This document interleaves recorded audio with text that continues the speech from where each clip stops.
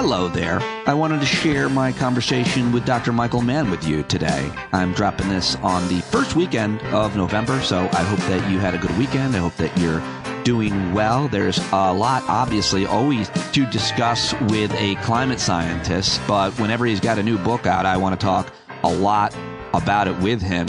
His new book is Our Fragile Moment, How Lessons from Earth's Past Can Help Us Survive the Climate Crisis. It's real good, as is all of his work. Michael, of course, is the author of hundreds of studies. I think this is his sixth book now, and we have been talking for several years. This was a fascinating dive into the history of our planet, as well as where we are in the present and what we can do moving forward to slow the speed of climate change. And Michael's got some really hopeful ideas and new research in this book that could provide some hope and inspiration for us. So I think you will really like this conversation with Dr. Michael Mann. I hope that you will get his book. Follow him on all the social medias because he's always out there and posting. I'll link to all of it in the show notes. And that's it. Let's do it right now with Dr. Michael Mann, his new book, Our Fragile Moment.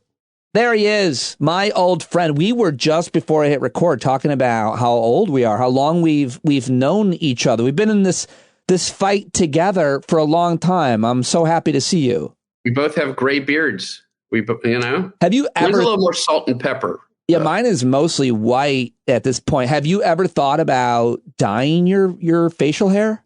Dyeing my facial hair? You mean white? No, like dyeing it back to another color, like a darker color. I thought about green. You should. You should do that to get more attention for your work and for the planet. Why don't you do that? Exactly. I'm sure your students at UPenn would be really impressed with your new green goatee. I mean, if you can dye the water in Chicago green, you can certainly dye your goatee green. Yeah. Right? I think that's the exact same chemical that you should use, by the way. It's got to be non-harmful if they're paint the whole river green. It always does look a little bit upsetting. Let's get into all of it. Your new book is out. You've been talking to everybody. There's a whole bunch of other news in the world, and so we don't talk about the most probably existential threat to our planet, which is the one that you've been teaching us about for a really long time. So this is different, though, this book, than a lot of your work. It's a history book in a way. It is. It was an opportunity to sort of delve into history. And when I say history, I'm not talking 100 years. I'm not talking 1,000 years. I'm talking, as the great Carl Sagan would say, billions of years. We're talking about billions of years of history. And how do we know, before we get into all the nitty gritty and the science and the big words and everything that we learn here from your scholarship, how do we know how accurate the research is, or the historical document that you referred to is? Is it still controversial, or do we have technologies and resources that allow us to determine things much more succinctly? I feel like last week I read a headline that scientists were wrong about what killed the dinosaurs or something like that.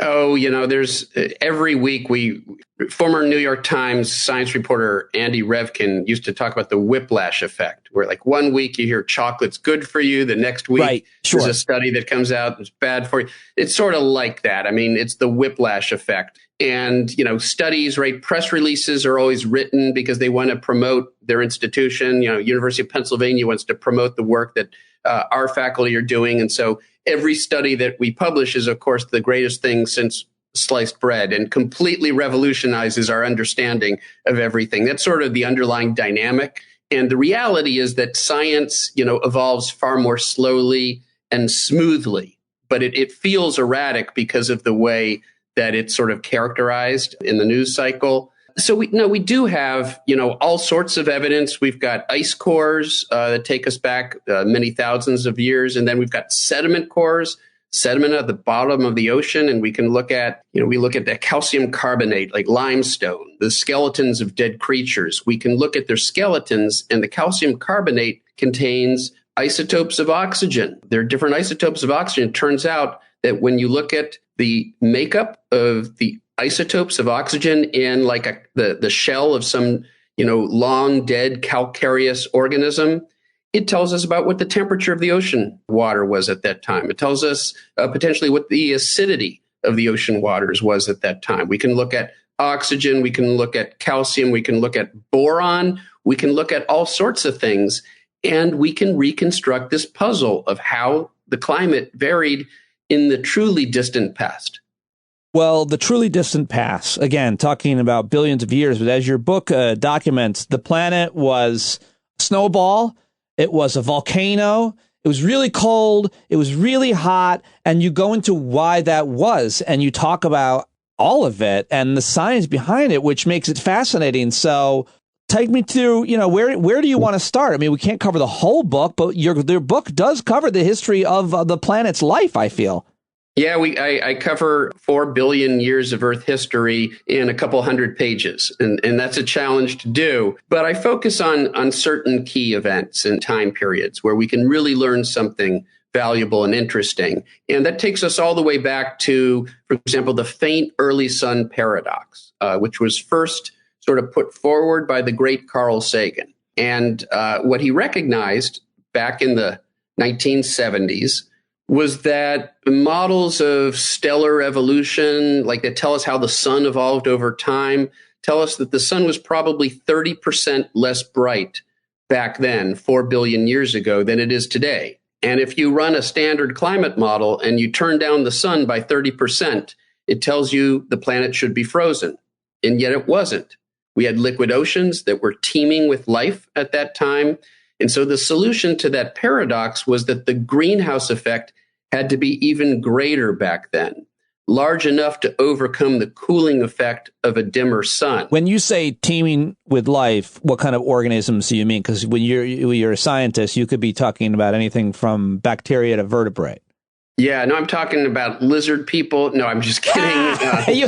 I'd have believed you bastard. Land of the Lost. Do you remember Land of the Lost? It was like that. No, it was actually really boring. These were microbes, right? Bacteria. Teeming with microbes. Took much longer to evolve complex life. So, but bacteria that would only have survived in liquid oceans. So we know that the Earth was warm, even though it should have been much colder. And the solution was a much stronger greenhouse effect. And that provides a clue, and we get into it in the book.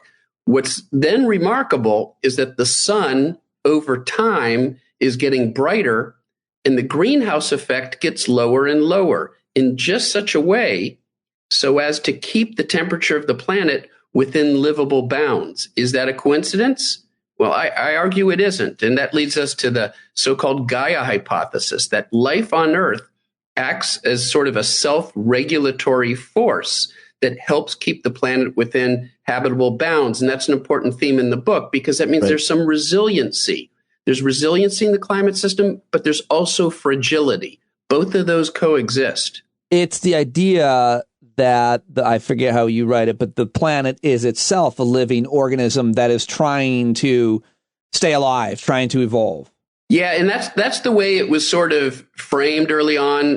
The Gaia hypothesis was actually put forward by the great scientist James Lovelock and the great scientist Lynn Margulis, who was the one-time life partner of Carl Sagan. So it all gets quite incestuous, but they fed off each other in terms of the ideas. The hell was that conversation? What was that relationship about? Exactly. Imagine those dinner conversations. Exactly. But they really did. They fed off each other in terms of the hypotheses that they put forward. And the Gaia hypothesis was very misunderstood, because what they were actually arguing, they weren't arguing that Earth is sentient, that it has intentionality, that it thinks, that it's trying to do something.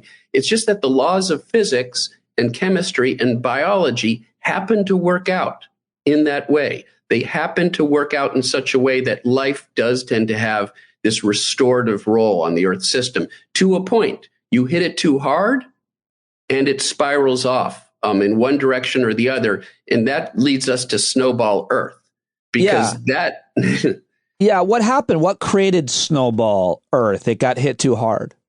So, we talk about how life is this restorative force, that it plays a part in the global carbon cycle that helps regulate the concentration of greenhouse gases and keeps the planet within livable bounds. But life can also act in a way that's very adverse to life. It gives us the countering Medea hypothesis. Medea was this Greek figure she killed her own children. And so the idea here is that life can actually cannibalize life itself. And what happened was 2.5 billion years ago, a new type of bacteria arose because of evolution that used a new pathway of photosynthesis that generated oxygen. And so the atmosphere filled up with oxygen. Up to that point, methane, which is a very powerful greenhouse gas, had been very stable in Earth's atmosphere. But in the presence of oxygen, it's quickly scavenged, it's oxidized. So all of that oxygen produced by the exponential increase in these bacteria scavenged all the methane from the early Earth atmosphere, plummeting Earth into that snowball, lowering the greenhouse effect. And so ice builds up. The more ice, the more sunlight you reflect to space. And so the planet cools down even more, forming more ice, and you get a runaway effect. The ice comes all the way to the equator. The entire Earth was frozen, and life probably survived either in hydrothermal vents in the deep ocean or in very shallow pools of meltwater at the surface of the frozen tropical oceans. The Medea hypothesis is not in contradiction to the Gaia hypothesis. I didn't want to misunderstand you. It's the idea that it's the opposite. It's hot and cold. And it's the exception to that rule. And we have to ask, so which role do we want to be? The Gaia role, regulating the resilience, or the role that those bacteria played, Medea? We have the potential to play both. I think we should leave that up to Jesus, but I'll leave my opinions out of this. Well, I'll tell you, the bacteria had no idea. They couldn't consciously understand what they were doing to the planet at that time. We don't have that excuse. That's a very good point, because when you write about all of this, it's the idea of the changes in Earth's system absolutely had to do with living things living with each other, developing, evolving, but they were never intelligent life. You make that point, I feel, over and over. So things got hot, things got cold, but there was no long-term planning with the bacteria and the simple-celled organisms. One could question whether there's any long-term planning today, too. Well, that's a really very, very good point. Talk to me about the idea of hysteresis. Am I pronouncing that right? Close enough. We'll give you 9 out of 10. How's that? Hysteresis. Hysteresis. That's exactly how I said it. It is.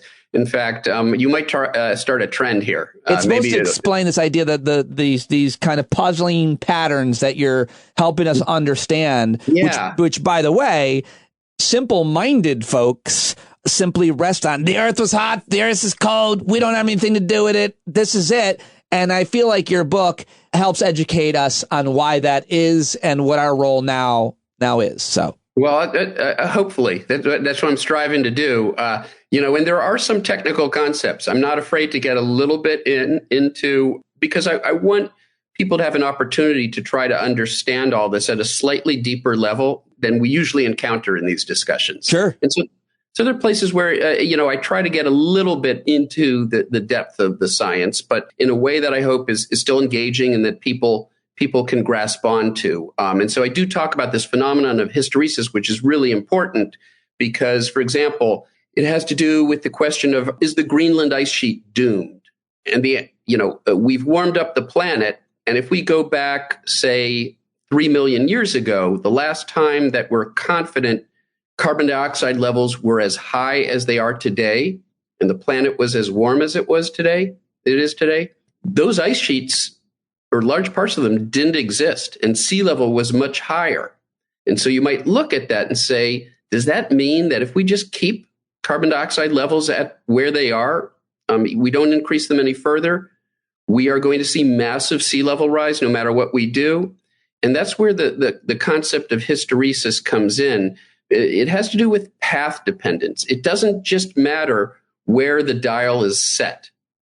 It matters, are you turning the dial up or are you turning the dial down? And you can arrive at the same position on that shower dial and the temperature won't be the same. And that's the analogy I use because I think we've all had those showers with those wonky dials where it sort of, it jiggles, it moves, it's not tight. It's the worst when you're visiting someone. Yeah. And you don't want to ask them how to use their shower. You don't want to embarrass them because it doesn't work right. Like, hey, dude, how do I turn this even on? I like the analogy. Go ahead.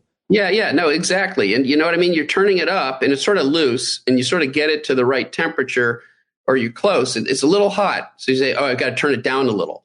And then you turn it down a little and it doesn't work. It goes too far. It gets too cold. And it's because the temperature of the shower isn't simply related to the position of the dial. It's related to, are you turning the dial in this direction or are you turning it in that direction? That's sort of what's going on. So it depends on where you started, not just where the dial is, but where it started. Did it start from a lower position and you turned it up, or the opposite? And the Earth system can be like that. It's a characteristic of what we call nonlinear systems. Simple systems don't behave that way, but complicated systems like a shower dial with a washer that's loose is a complicated system, and it can behave in that funny way. I love it. I love analogies. They're very helpful. One of the points you make in your new book is that there are a lot of factors at different times and scales that interact with each other to produce a certain climate system or effect. Talk to me about some of the examples of how these different factors, these different variables interact at different times to produce different climates. Yeah, I mean, I talk about a few examples that are salient because they're sort of our best analogs for rapid climate change in the past. And when we talk about rapid climate change on a geological timescale, we mean tens of thousands of years. So keep that in mind. What we're doing today is 100 times faster than the most rapid natural events in the past. But there is this one event called the Paleocene-Eocene thermal maximum. I know it just rolls off the tongue. I wrote a paper about it in my junior college. I read it. Yeah. It was brilliant. It revolutionized our entire understanding of paleoclimate. Thank you. The PETM. We call it the PETM. Right. And it was actually about 10 million years after the death of the dinosaurs. So this is after the asteroid that killed off the dinosaurs. That was 66 million years ago. Fast forward to 56 million years ago. It was a warm period to start with, and then there was a massive increase in the concentration of carbon dioxide in the atmosphere. In this case, it wasn't SUVs, it wasn't coal-fired power plants. It was an episode of intense volcanism that tapped into a reservoir, a carbon-rich reservoir. Volcanism, volcanoes. Volcanoes pumping CO2 into the atmosphere fairly rapidly, raising the CO2 levels, warming up the planet. And one of the things we see there is that animals get much smaller quickly. Horses shrink 30% in 10,000 years because there was a huge amount of selective pressure to reduce. The smaller an organism, the easier it is to cool off. So when it's very hot, you tend to see an adaptive selective pressure towards miniaturization. And so you might look at that and say, well, these animals adapted, right? So we can just adapt to these warmer conditions. Well, go ahead. I think that's problematic. We'll just get smaller, right? I think that like Steve Martin, remember, let's get small. Well, I mean, whether it's Steve Martin or anybody else putting any theory behind it, that's the explanation that brings people comfort that we will just adapt to it. But I think the truth is much darker. It is much darker because any change that puts so much adaptive, pressure on a species to shrink 30% in average size over 10,000 years, when there's that much selective pressure, it means there's massive mortality. It means all the big horses died because they couldn't survive in those conditions. And so this is relevant to what we're facing today because people say, well, we can just adapt. We can just adapt to the changes. Well, first of all, these changes are much more rapid. evolution doesn't work on these timescales. All the non-multimillionaires will die in this. Well, and that's right. And the fact is that, yeah, they will survive. They'll build fortresses. They will have all of the comforts, air conditioning, whatever is necessary. But there will be massive loss of life by those with the least resources. Those who had the least role in creating the problem in the first place, too. Very well said, as always. What about, I'm always interested, and I think a lot of people are, in the early human, is it the Pleistocene period? Yeah, anatomically. Early hominids. Yeah, and they're hominids, which are like, somewhat human-like, and then there are hominins, which are really species of humans. And there were a number of species, and some of them went extinct. And we, Homo sapiens, were the ones that survived. As we all know, the Neanderthals died out in the last ice age, although some of their genes actually live on in us. We did interbreed with the Neanderthals. Some more than others, apparently. Maybe your people did. My people, speak for yourself. Hominin is the term given to humans and all of our extinct bipedal ancestors, those ancestors who walked upright on 2 feet. And hominid is the term given to all modern and extinct great apes, including humans, chimpanzees, gorillas, orangutans, and all their immediate ancestors. I'm just looking things up as you talk. Sorry. Yeah, no, that's right. So hominins were pretty human-like. And, Neanderthal was a hominin. And we are a hominin, Homo sapiens. And sort of the evidence is somewhere between 100,000 and 200,000, where, Homo sapiens, basically a species emerges that is anatomically indistinguishable from us. That's probably including brain capacity. Years ago? Probably between 100 and 200,000. Including brain capacity. So 1 million years ago, there were, hominins that looked pretty human, but brain capacity, some of the attributes of Homo sapiens were still evolving. And so generally, somewhere between 100 and 200,000 years ago, which is really interesting because it probably happened at the height as we descended into the biggest ice age of all. From 125,000 years ago was the last interglacial, the warm period. We descend into the ice age, and the selective pressure of adapting, finding ways to survive under those ice age conditions, arguably is what helped increase brain capacity. You needed to be smart to find ways to deal with the challenges of a rapidly changing environment. What are Republicans? Oh, I make jokes. Are they hominins? Oh, I'm a jokester. I mean, let's get back to the history. I believe it's Homo geopus. Homo geopus. Yeah. They're going to take that and make it something. I'm sure they are. Let's get Earth's past can help us survive the climate crisis. How? Well, I mean, the lessons, I argue, when we look at the past, we don't, for example, see runaway warming events when greenhouse gases increased in their concentration. So those past warming events like the PETM or the end Permian extinction 250 million years ago, there was a major extinction event.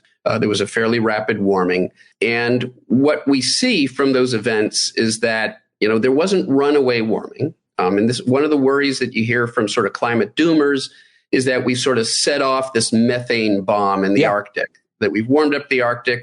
It's releasing all this methane. We're going to get runaway warming, and there's nothing we can do. We will all go extinct in less than a decade. And there's some pretty prominent players in that space who have made that very claim, that there's nothing we can do at this point because we've set off that runaway process. And it's not true. And the paleoclimate record tells us that isn't what happened in these past extinction events. What happened was there was a huge increase in carbon dioxide concentrations. And so it's what we're doing. It isn't runaway methane bombs that are going to get us. It's a failure to stop digging the hole that we're digging, a failure to stop burning fossil fuels. That's what threatens us. I got to ask about this other development, which you're not writing about in this book, but I heard, and I cannot remember who I said, but next time I talk to you, I'll ask you about it. somebody I trusted, I thought heard that there was some new research that said this idea that I think we've talked about, that I think that you supported, and maybe there's new research that says is not necessarily the case along these lines, which is going back to a metaphor. You cook a steak on the grill, you take it off the grill, it keeps cooking. That's a metaphor for the greenhouse gases we're putting in the atmosphere today are going to be continuing cooking the planet tomorrow, the next decades to come. It's kind of baked in. There's some new research that says maybe that's not baked in. You get it? Baked in. Steak. Yeah. Yes, sorry. Exactly. So is there new research that says that may not be the case? There is. And, I actually have a commentary that'll be coming out in the near future about this. Oh, good. But there's a body of work now. We used to think that was the way it worked, that the oceans are very sluggish in how they absorb heat. Ah, right. And so when you stop turning up the CO2 dial, the oceans continue to warm up even after you stabilize that CO2 dial. Right. So even if we stopped burning fossil fuels today, go ahead. And that would all be true, except we don't have our hands on the CO2 dial. And that's the problem with the sort of old-fashioned experiments that were done with crude models where you set the CO2 level, the level of carbon dioxide. But that's not the way it works. We put carbon dioxide into the atmosphere, and the Earth system determines what happens to that carbon dioxide. It doesn't all stay in the atmosphere. Some of it gets absorbed by plants, or we call it the terrestrial biosphere. A lot of it gets absorbed by the oceans. In fact, 50% of the CO2 we've put into the atmosphere hasn't remained in the atmosphere. It's been taken up by these natural sinks, as we call them. And so what happens if we stop emitting CO2 into the atmosphere, these sinks, and in particular the oceans, continue to take CO2 out of the atmosphere. They continue to absorb CO2. So the levels of CO2 in the atmosphere come down. The greenhouse effect actually gets smaller, and that offsets the cooked steak effect, the continued thermal inertia, as we call it. That's real. In the absence of anything else, we would continue to warm from that thermal inertia, the still cooking steak after you take it off the grill effect.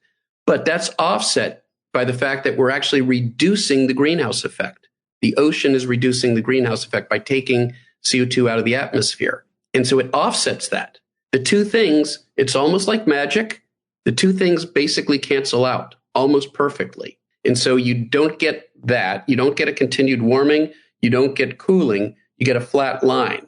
And so our best understanding now is that when we stop putting CO2 into the atmosphere, surface temperatures stabilize almost immediately. It's a fundamental paradigm shift that's taken place over the last decade in the climate science community, but it hasn't yet been very well translated for public consumption. So, in fact, there are some some of the best environmental journalists who are, on the climate beat, who actually weren't aware of this change in our scientific understanding. And so I actually worked with Mark Hertzgaard. He's an environmental author, or environmental writer, and he actually runs the Covering Climate Now consortium. It's a consortium of media outlets that are working to improve the coverage of climate. And he and I and a colleague wrote an op-ed in the Washington Post a couple years ago about this very important scientific understanding that still hadn't really penetrated into the public consciousness. And so it's great news because it means that our efforts to reduce carbon emissions have this immediate impact. It really does. And because of that, it is still possible to keep temperatures below truly catastrophic levels of 3 degree Fahrenheit warming. We can still keep warming below that level, a level that if we exceed, we will start to see some of the worst consequences. We can still avoid that.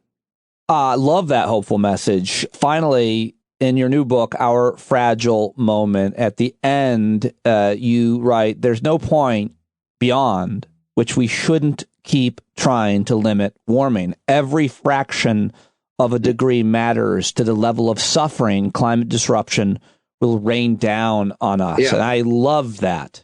Yeah, thanks for asking. I don't love climate disruption raining down on us. I love the way that you worded that because it gives this kind of incremental understanding of why all of our efforts matter.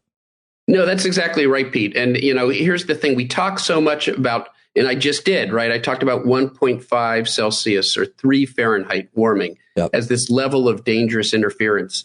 And that's because qualitatively, things do get a lot worse once we go beyond that level.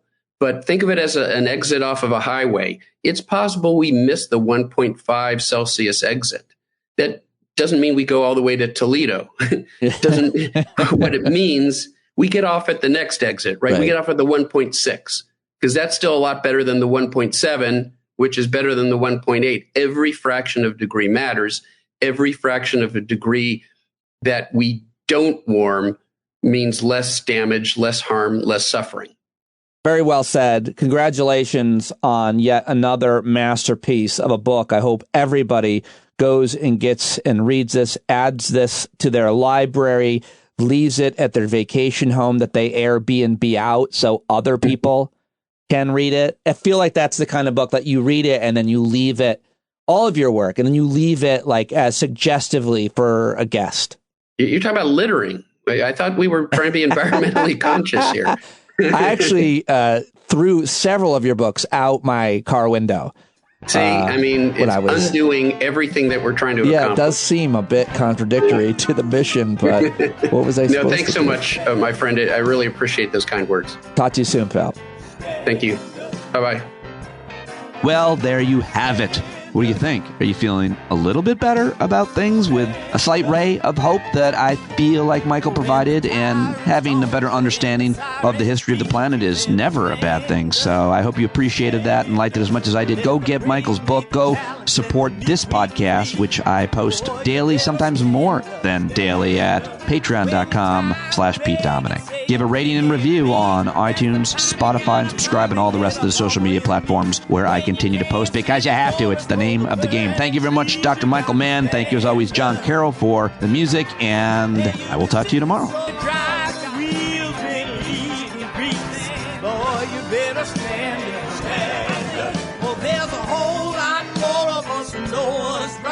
Keep right on ignoring us if we keep sitting tight. You got to open up the window to let in some light. You got to stand up. That's right. You got to rise up. You got to stand up. You got to stare the devil straight in the eye. We got to let him know it's his turn to go. See it clear and all you hear is a lie. Don't get up off of your butt, get down off of your fence. Even if it ain't a very friendly audience, well, they'll begin to listen when you start making sense. And you stand up, stand up. No need to point your rifle to defend your town. Just stand up, stand up. You know they can't deny you what you're laying down. Boy, you better stand up, stand up. Show your face of every color, yellow, black, red, and brown. She's the place where every lost child will finally be found. There's only one thing to do before we stand our ground, and that's stand up, stand up. Well, the founding fathers saw a land for all. They had to stand up, they had to stand up. They had a keen imagination for a crystal ball, drawing all the plans of stand up. But all they had to go on was the time they were in, with other causes for laws, and since they weren't even sin, they knew that change was gonna come before the change could begin. They had to stand up. Alright, they had to stand up. We got to stand up. We got to look the devil square in the eye. We gotta let him know it's his time to go, and make it clear when all we hear is a lie. Why you lying awake wondering where the money all went? It'll be the cost of freedom that'll go unspent. You can see him flee the scene of that experiment if you stand up. Alright, we got to speak up, we got to reach up, and raise your voice in every way you know how. Don't be toes up, you got to show up. Ain't no better time to do it but now. No need to pledge allegiance to no wanton tribe. Rise up, show obedience to the voice inside, and listen well and it'll tell you not to run and hide.